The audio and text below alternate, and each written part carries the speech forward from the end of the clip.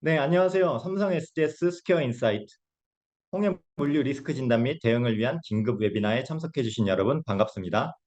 근본 웨비나에서는 홍해 물류 이슈를 중심으로 글로벌 리스크 진단과 함께 얼터너티브 대안을 검토하고 제시해 보고자 합니다. 그럼 본격적으로 웨비나 시작해 보겠습니다. 네, 파나마 수에즈 관련해서 매일 새로운 뉴스가 나오고 급박하게 돌아가는 상황 속에서 다들 물류 리스크 관리에 대한 고민이 많으실 텐데요. 본 웨비나에서는 우선 파나마 수에즈 운하와 관련된 이슈 현안을 살펴보고요. 저희 삼성 SDS에서 준비한 글로벌 리스크 맵을 소개해 드릴 예정입니다. 이어서 본 리스크에 대응하기 위한 얼터너티브 플랜을 안내해 드리고자 합니다. 본 웨비나 마지막에는 여러분들의 질의사항에 대해서 응답하는 시간을 가질 예정이고요. 시간 관계상 본 웨비나에서 답변 드리지 못하는 사항은 웨비나 마지막에 안내드릴 서비스 문의 연락처를 통해서 연락 주시면 추가 상담 가능하니까요. 많은 이용 부탁드립니다. 네, 오늘 패널 먼저 소개해 드리도록 하겠습니다. 저는 사회를 맡은 첼로스케어 운영팀의 서분석이고요. 네, 안녕하세요. 기획팀에서 물류 MI 업무를 담당하고 있는 배성훈입니다. 예, 안녕하세요. 중국 권역 서안거점 거점장 권혁진입니다. 네, 안녕하세요. 중동, 아프리카, 서남아시아, 중화서 권역의 사업팀장 이영호라고 합니다. 네, 세 분 반갑습니다. 오늘 저와 세 분의 패널께서 홍해 물류 리스크 진단 및 대응 방안에 대해서 논의할 예정입니다. 마지막까지 잘 시청해 주시면 감사드리겠습니다. 네, 바로 시작할 건데요. 먼저 파나마 운하 이슈 살펴보겠습니다. 저희 MI그룹, 그 마켓 인텔리전스 그룹의 배성원 그룹장님께서 자세히 설명을 해주시겠습니다. 네, 연일 이슈가 되고 있는 홍해 물류 리스크의 정확한 진단을 위해서 먼저 파나마 운하의 상황을 살펴볼 필요가 있습니다. 지금 파나마 운하는 전례 없는 가뭄에 따른 같은 호수의 수위 하락으로 운하 통항에 제한을 두고 있는 상황인데요. 23년에 발생한 극심한 엘니뇨 현상은 가뭄으로 이어졌고 23년 10월 파나마 운하는 1950년 이후에 가장 낮은 수위를 기록했습니다. 이에 파나마 운하청에서는 통항 능력을 통제하기 위해 선박의 홀수 제한과 일일 통항 제한 정책을 시행하게 되었는데요. 여기서 선박의 홀수란 선박이 물에 잠기는 깊이를 뜻합니다.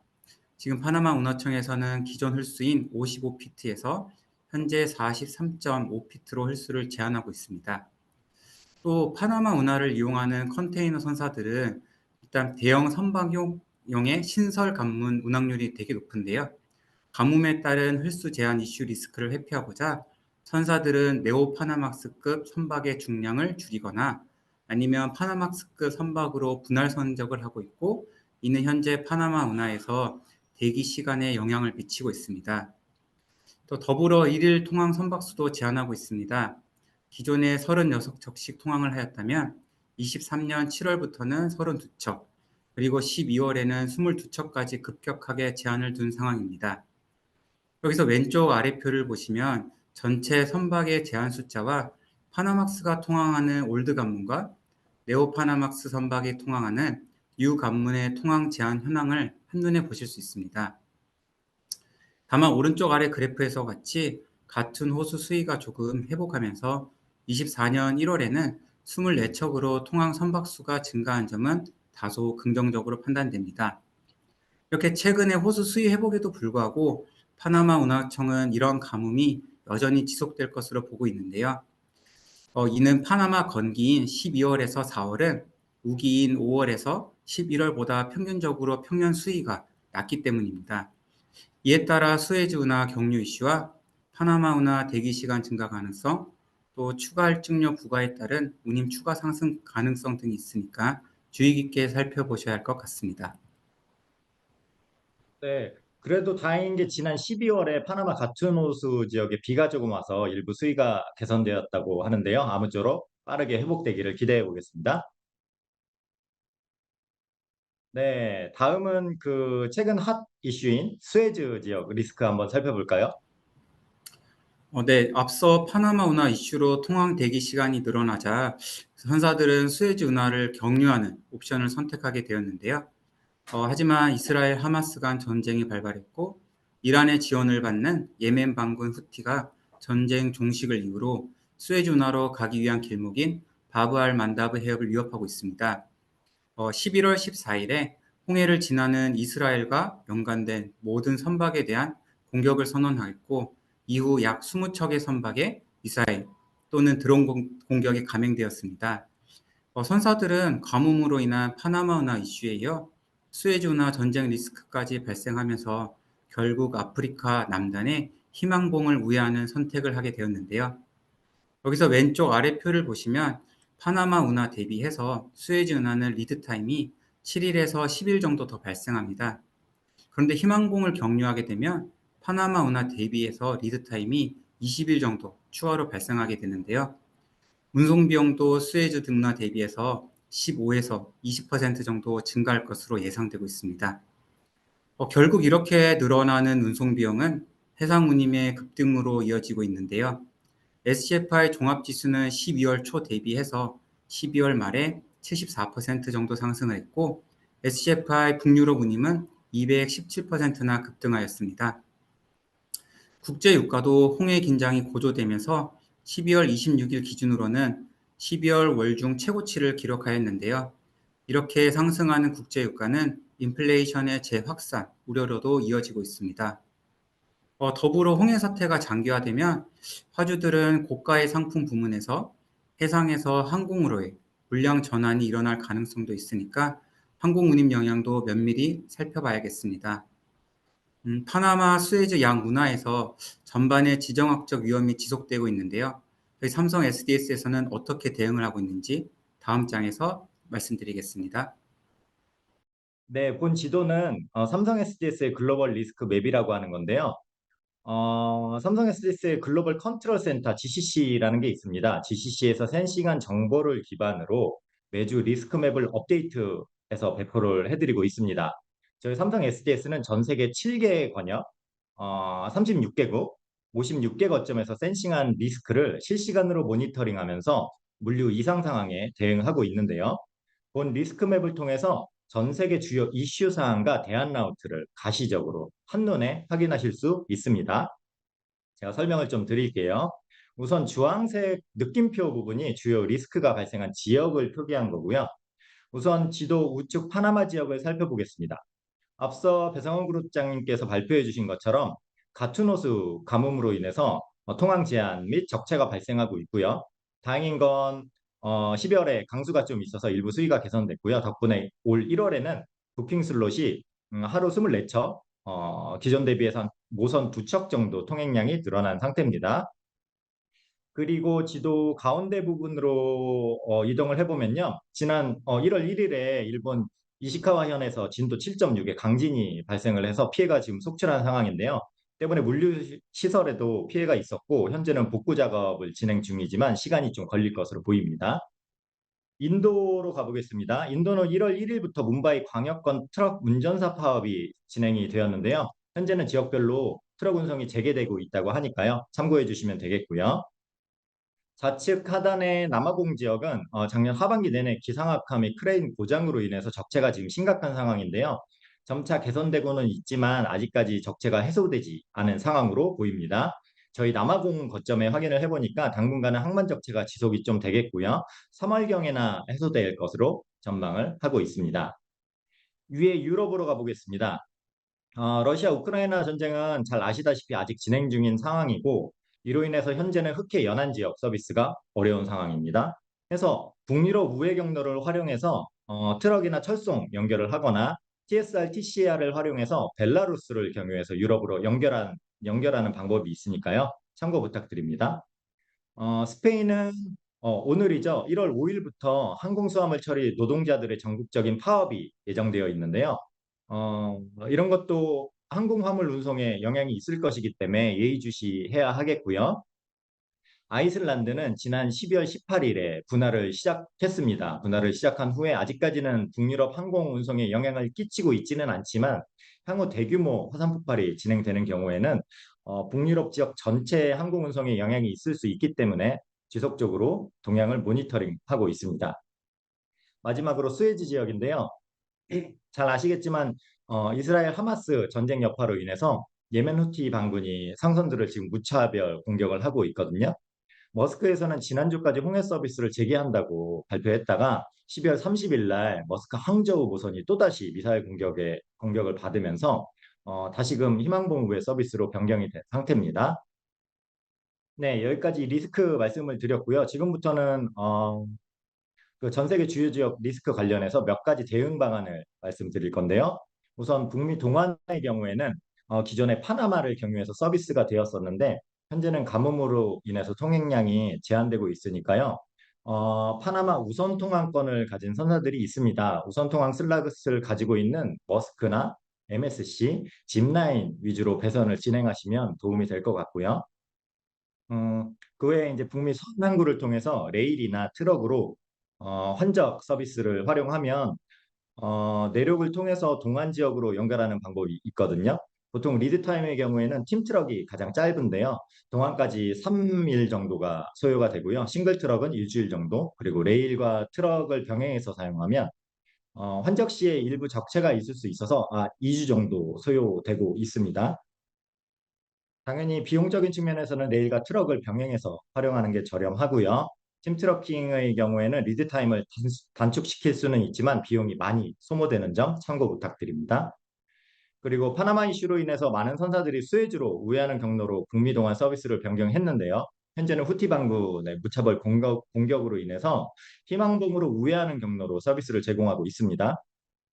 물론 일부 선사들은 모선별로 수에즈 통항을 강행하고 있기도 하니까요. 개별 선사별, 선박별 스케줄을 확인하면서 진행하시는 게 좋을 것 같고요. 최근에는 모선들의 항로와 스케줄 그리고 콜링 포트가 데일리로 바뀌는 경우가 많으니까요. 가급적 데일리 트래킹을 통해서 스케줄 변화 사항을 빠르게 캐치하는 게 중요합니다. 이와 더불어서 스웨즈와 희망봉을 우회하는 경우 선사들이 지금 서차지를 부과를 하고 있는데요. 자세한 사항은 다음 장표에서 설명드리도록 하겠습니다.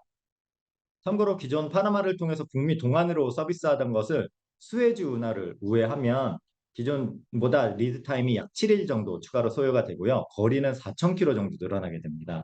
그리고 희망봉을 우회하는 경우에는 기존의 파나마 대비해서 약 14일에서 21일 정도 트랜짓 타임이 증가하게 되고요. 그리고 거리도 한 7,400km 정도 돌아가게 되니까요. 선사들 입장에서는 늘어난 시간과 거리만큼 선박 자원의 활용이 어려워지고 벙커 소모량도 늘어나게 되니까 비용 증가가 불가피하다는 점 어느 정도 이해가 되기도 합니다. 네, 그럼 선사들의 서차지 부과 현황을 한번 살펴보겠습니다. 네, 우선 장표 좌측에 스웨즈와 희망봉을 통항하는 경우 선사들의 서차지 부과 현황인데요. 저희가 나름대로 정리를 좀 해보았는데요. 주요 선사 위주로 한번 말씀을 드리면 CMA 같은 경우에는 컨틴전시 차지로 작년 12월 20일부터 20피트 500불, 40피트 1000불을 지금 부과를 하고 있고요. 머스크 같은 경우에도 라인별로 좀 다르긴 하지만 TDS랑 ECS라는 추가 서차지를 별도로 지금 부과를 하고 있습니다. ONE도 마찬가지로 올해 1월 1일부터 20피트 500불, 40피트 1000불 이렇게 서차지를 부과하고 있고요. 하팡로이드도 똑같이 500불, 1000불. 그다음에 HMM 같은 경우에는 오퍼레이션 컨티뉴티 그 차지라고 똑같이 500불에서 1000불 지금 부과를 하고 있습니다. MSC도 마찬가지로 비용 부과 항목은 좀 다르긴 하지만 두 가지 형태로 500불, 1000불에서 1200불에서 1500불 지금 추가 차지를 청구를 하고 있고요. 그리고 파나마 운하 쪽을 한번 살펴보면요. 파나마의 경우도 적체로 인해서 서차지를 부과를 하고 있는데요. 현재까지 MSC, 짐, 그리고 CMA, 코스코, 합박 선사들 위주로 약 3불 정도씩 서차지를 부과하고 있습니다. 참고로 파나마 운하는 밑에 그림에서 보시는 바와 같이 3단계 계단식 관문을 활용해서 가천호 담수를 채워서 이동하는 방식인데요. 선박 한 척 통과하는데 약 2억 리터 정도의 담수를 소모하게 되고요. 이는 파나마 국민 50만 명 분의 일일 사용량이라고 합니다. 그래서 엄청난 수자원이 필요한 이동 방식인데요. 파나마 문화청에서도 선사들에게 추가 비용을 지금 부과하고 있는 상황이니까요. 해당 비용이 고스란히 화주사들에게 부과가 돼서 수출입 무역에도 영향을 끼치고 있는 상태입니다. 네, 그리고 이미 화주사분들께서도 인지를 하고 계시겠지만 향후 2월 초에는 중국 춘절을 앞두고 있어서 대규모 선박 부족 현상이 발생할 수 있고요. 최근 이러한 글로벌 리스크들이 가라앉지 않을 수 있기 때문에 이러한 비용 및 리드타임을 고려해서 글로벌 공급망 전략을 수립하고 기민하게 대응해야 할 것으로 보입니다. 네, 그럼 이제 파나마 수에즈 이슈에 기인한 물류 리스크를 어떻게 대응해야 되는지 저희 삼성 SDS 각 거점 전문가분들 통해서 철도 운송과 리포딩 서비스 중심으로 자세한 대안을 말씀드리도록 하겠습니다. 네, 중국 서한 거점 권혁진 거점장님, 그 아시아와 유럽을 잇는 철도 운송 라우트에 대한 설명을 한번 부탁드리겠습니다. 예, 안녕하십니까. 먼저 철송 라우트에 대해서 간략하게 설명드리겠습니다. 철송은 주로 네 가지 라우트로 구분을 하고 있는데요. 첫 번째로 중국 선적 후에 중국 서부 알라샹코 호르고스 국경을 통해서 유럽까지 운송되는 트랜스 차이나 레일웨이, 줄여서 TCR 라우트가 있고요. 두 번째로 중국 선적 후에 몽골 얼리엔하우터 러시아를 통해서 유럽으로 운송되는 트랜스 몽골리아 레일웨이, 줄여서 TMGR 라우트. 세 번째로 중국 선적 후 만조우리 국경을 통해서 러시아 유럽으로 운송되는 트랜스 만조우리 레일웨이, 줄여서 TMR 라우트. 마지막으로 러시아 극동 지역 보스토치니 선적 후에 러시아 유럽으로 운송이 되는 트랜스 시베리안 레일웨이, 줄여서 TSR 라우트. 크게 이렇게 네 가지 라우트로 구분을 하고 있고요. 현재 대부분의 유럽향 철송 물동, 특히 중국발이나 한국, 일본 등의 삼국간 물동은 서한 플랫폼을 통한 TCR 라우트를 주력으로 쓰고 있습니다. TCR 라우트가 컨테이너 수급, 그리고 블록 트레인 조합, 리드 타임 측면에서 가장 안정적이고 운임 측면에서도 가장 경쟁력이 높은 상황이라 가장 많이 사용을 하고 있는 상황이고요. TCR도 서한 플랫폼 외에 청두, 중경 혹은 이오 등 많은 플랫폼이 있고 일부 운임이 더 저렴하다거나 하는 상황은 있으나 발차가 불안정하다는 단점이 있습니다. 실제로 팬데믹으로 인한 물류대란 시기에 타 지역 플랫폼들은 극심한 적체를 겪었었는데요. 유일하게 서한 플랫폼은 적체나 발차 지연 이슈가 크지 않았고 안정적으로 운송을 해오고 있습니다. 때문에 금일 운임 및 리드 타임은 서한 블록 TCR 위주로 설명을 드리도록 하겠습니다. 예, 다음은 TCR 운임 및 리드 타임 현황입니다.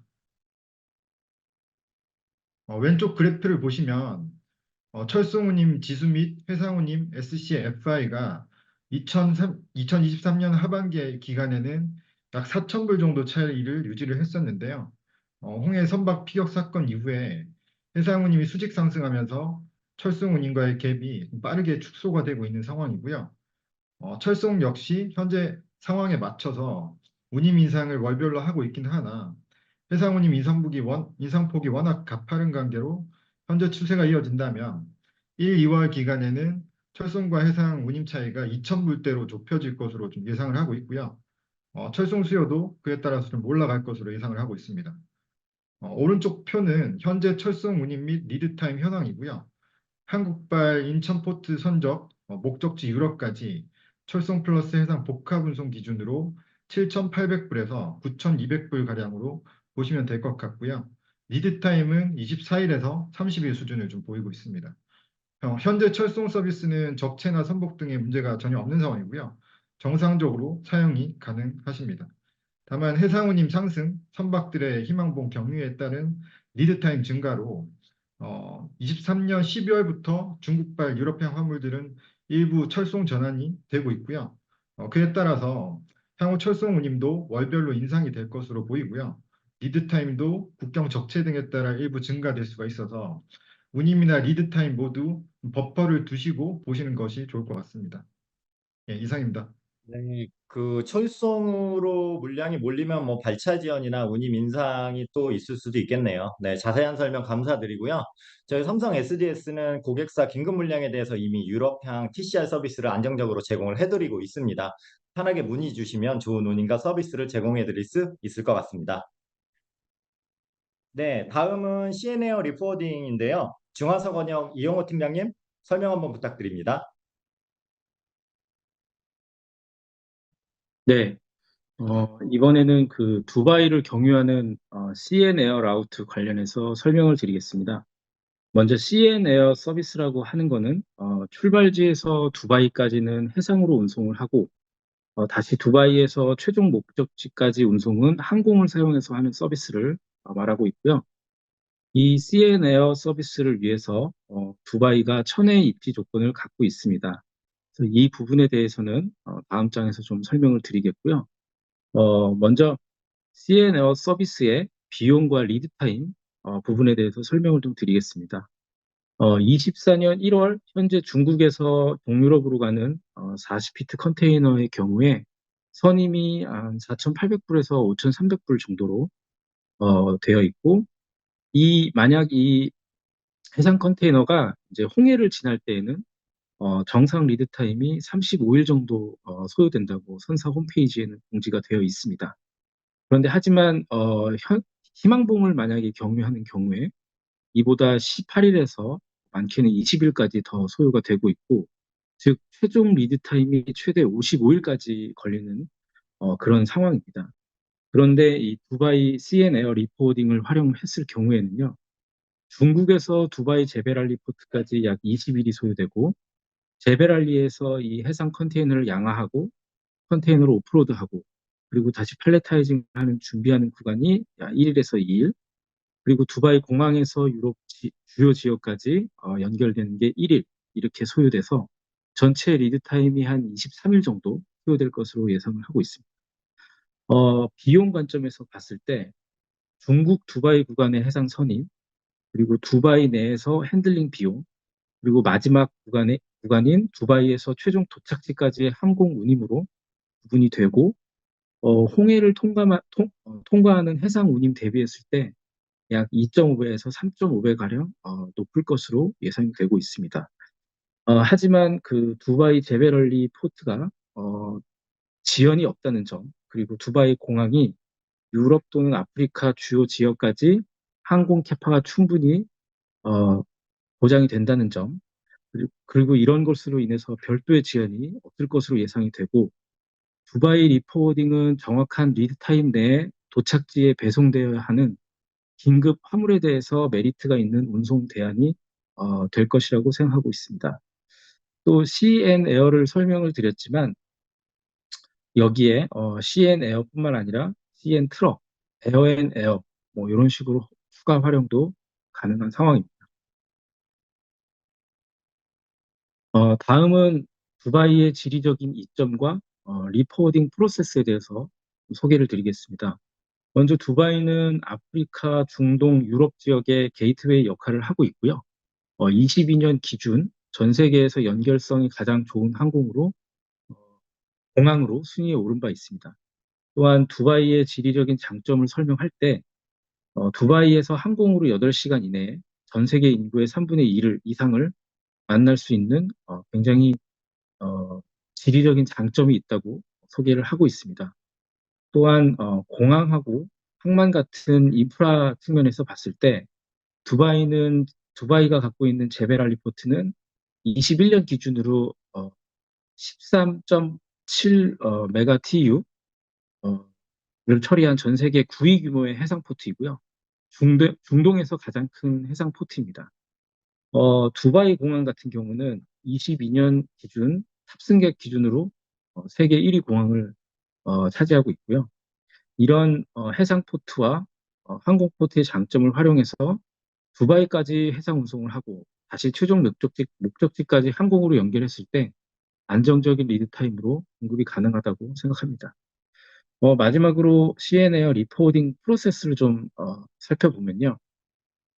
출발지에서 운송된 해상 컨테이너를 항공으로 전환을 하기 위해서는 먼저 두바이 내 프리존 안으로 수입을 먼저 해야 되고 이후에 제3국으로 다시 재수출하는 프로세스를 거쳐야 하는데요.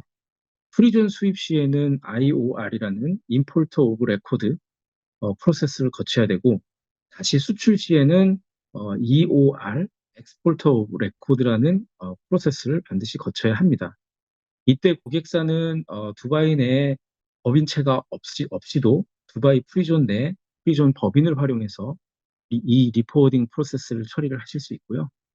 삼성 SDS도 두바이 프리존 내에 법인을 보유하고 있어서 설명드린 CN에어 리포딩 프로세스 서비스가 제공이 가능합니다.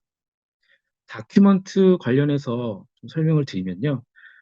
프리존 수입할 때에는 이제 쉬퍼에는 고객사의 주소를 넣고 컨사이니에는 SDS 두바이 프리존 주소를 입력하고 그리고 그 이후에 제3국으로 재수출할 때에는 반대로 쉬퍼에는 SDS 두바이 프리존 주소를 넣고 컨사이니에는 고객사의 바이어 주소를 넣어서 서류를 작성하면 CN에어 리포딩 서비스를 활용하실 수 있습니다. 또한 두바이는 이런 통관 프로세스를 100% 시스템으로 처리를 하고 있고요. 세관에서 랜덤하게 진행하는 인스펙션을 제외하고는 실질적으로 거의 통관 지연이 발생하지 않는 장점이 있습니다. 네, 이상입니다. 네, 팀장님 굉장히 자세한 설명 감사드립니다. 앞에 설명드린 대안을 활용한다면 정말 해상, 항공뿐만 아니라 통관 서비스까지 완벽하게 가능할 것으로 보이네요. 감사합니다. 네, 지금까지 말씀 주신 부분 서머리를 좀 해보겠습니다. 크게 세 가지 정도의 대안이 나왔고요. 일단 북미 서안을 이용해서 북미 동안 쪽으로 IPI 복합운송 서비스를 활용하는 부분이요. 대부분 북미 서안의 롱비치를 경유하게 되면 북미 동안이랑 멕시코까지 내륙운송 서비스로 이용이 가능하거든요. 레일이랑 트럭을 병행해서 사용하는 경우에는 이제 환적의 리드 타임이 있기 때문에 14일 정도 소요가 되고 있고요. 싱글 트럭을 활용하면 한 일주일 정도, 그리고 팁 트럭킹을 이용하면 2, 3일 정도면 북미 동안이나 멕시코까지 서비스가 지금 가능합니다. 그리고 아까 권혁진 거점장님이 말씀 주신 중국 러시아 철도 운송 서비스가 있습니다. 그래서 중국뿐만이 아니고 한국에서 인천에서도 출발할 수 있고요. 한국 중국에서 출발해서 동유럽이랑 서유럽까지 커버 가능한 철송 서비스를 활용할 수 있겠고요. 말씀드린 것처럼 TSR, TCR뿐만이 아니고 몽골을 가로지르는 TMR, TMGR까지도 서비스 가능합니다. 리드 타임은 24에서 30일 정도 지역마다 좀 다른데요. 그 정도 소요가 되고요. 해상 대비해서는 일주일에서 한 열흘 정도 단축시킬 수 있습니다. 마지막에 설명드린 두바이 경유 CN에어 서비스가 있는데요. 한국, 중국이든 뭐 베트남이든 이쪽 동북아 쪽에서 출발을 해서 해상 운송으로 출발을 해서 두바이에서 항공 운송으로 리포딩하는 서비스 활용 가능하겠고요. 리드 타임은 기존 해상 대비해서 한 12일에서 보름까지도 단축이 가능한 서비스니까요. 이런 부분들 잘 고려하셔서 공급망 최적화에 활용하시면 좋을 것 같습니다. 네, 이외에도 삼성 SDS의 물류 서비스 문의나 그 리스크 관련해서 상담 신청을 원하시면 아래 연락처로 연락을 주시면요. 전문 상담사께서 친절하게 설명해 드릴 예정이니까요. 많은 관심 부탁드리겠습니다. 네, 그럼 오늘 마지막으로 웨비나 참석해 주신 여러분들의 질의사항 몇 가지 받아보도록 하겠습니다. 네, 채팅창에 올려주신 내용 가지고 제가 그 중에서 몇 가지 골라볼 건데요. 요거는 권혁진 거점장님 답변해 주시면 좋을 것 같아요. 홍해 물류 리스크로 인해 TCR 철송 물동이 집중될 것으로 예상이 되는데 선복이나 적체 리스크는 없는 건가요? 이렇게 문의 주셨어요. 답변 가능하실까요? 예, 답변 드리겠습니다. 실제로 그 홍해 물류 리스크 발생 후에 유러피안 TCR 철송 물동이 꾸준히 증가 추세에 있긴 한데요. 아직까지 캐파 이슈가 생길 정도는 아니고요. 해상운임 지수가 현재는 1700 수준이고 4000 이상으로 상승 시에 본격적으로 철송 전환이 좀 일어날 것으로 예상이 되는데 그렇다고 하더라도 물류 대란 시기에 지난 3년간 중국 정부에서 철송 인프라나 플랫폼을 대폭 확대해 놓은 상황으로 지금 사전 부킹만 미리 잘 이루어진다라고 하면 선복 캐파나 적체 이슈는 크지 않을 것으로 보입니다. 다만 앞서 말씀드린 대로 운임 인사 그리고 국경 적체로 인한 리드 타임이 일부 증가될 리스크는 있기 때문에 이 부분 좀 감안을 하셔서 운송을 진행을 해야 될 것으로 보입니다. 네, 이 부분도 좀 미리 준비를 해야 되겠네요. 네, 네. 답변 감사드리고요. 다음 질문 한번 살펴볼게요. 두바이 리포딩에 대한 질문이 있는데요. 예를 들면 동유럽 위에 어떤 지역으로, 특정 지역으로 운송할 때 두바이 리포딩을 활용하면 동유럽 외에 어떤 지역까지 커버 가능한지 이렇게 문의 주셨어요. 이거는 이용호 팀장님 답변 가능하실까요? 네, 일단 제베랄리 포트에 해상 컨테이너가 양화를 하면요. 트러킹을 사용할 수도 있는데 트러킹은 요르단까지도 운송이 가능하고요. 또 항공을 사용해서 운송이 가능하고 이럴 때는 지중해 인근 튀르키예 그리고 북아프리카 지역인 이집트, 모로코, 알제리, 튀니지까지 그렇게 운송이 가능합니다. 네네. 답변 감사드립니다. 네. 다음 질문 하나 더 살펴볼게요. 네. 지금 홍해 이슈로 인해서 해상운임이 연일 급등하고 있는 상황인데요. 이 상황이 언제까지 이어질 거라고 보시나요? 네, 좀 어려운 질문인데, 요거는 배성원 그룹장님 한번 답변 부탁드릴게요. 네, 답변 드리겠습니다. 일단 지금 후티 반군의 공격 선언 이후에 12월부터 해상 운임이 급격히 상승하였는데요. 물론 지금 현재 상황은 파나마 운하의 가뭄과 전쟁 등의 지정학적 이슈 외에도 장기 계약 운임 협상을 앞두고 좀 유리한 위치 선점을 하고자 하는 선사들의 지하라의 단행과 좀 맞물려 있는 상황이긴 합니다. 그래도 이제 결론적으로는 결국 이런 사태가 얼마나 지속될지가 관건으로 보이고요. 좀 살펴보면 근데 이제 수에즈 운하는 이집트의 연간 GDP의 2% 정도를 차지하는 중요한 수입원이고요. 또 사우디아라비아는 네옴시티 건설과 또 동계올림픽 등의 각종 국제 행사를 앞두고 이렇게 각국에서 지정학적 이슈가 제기되는 상황을 지켜보지는 않을 거다라는 의견도 많습니다. 그래서 따라서 이스라엘 하마스 전쟁이 조금 소강 상태로 접어드는 시점부터 운임이 차츰 정상화 수준으로 회귀하지 않을까 판단됩니다. 네. 자세한 설명 감사드립니다. 세 분 답변 감사드리고요. Q&A는 시간 관계상 여기까지만 좀 진행을 할게요. 추가 질의사항들은 저희 담당자분들께서 실시간 채팅을 통해서 답변 드리고 있으니까요. 참고해 주시면 좋을 것 같고요. 그리고 앞서 말씀드린 서비스 문의 및 상담 신청 컨택 포인트 알려드렸잖아요. 그 컨택 포인트 통해서 차후에도 궁금하신 사항은 언제든지 문의 가능하시니까요. 참고 부탁드리겠습니다. 네. 그럼 저희가 준비한 웨비나는 여기서 마치도록 하겠습니다. 최근 너무 많은 글로벌 이슈들로 인해서 매우 바쁜데 이런 와중에도 참석해 주셔서 말씀 나눠주신 저희 삼성 SDS 중화서 권역 이용호 팀장님, 그리고 중국 권역 권혁진 거점장님, 그리고 MI그룹 배성원 그룹장님 감사드리고요. 저희는 다음 웨비나 때 또 찾아뵙도록 하겠습니다. 시청자 여러분 참석해 주셔서 감사합니다.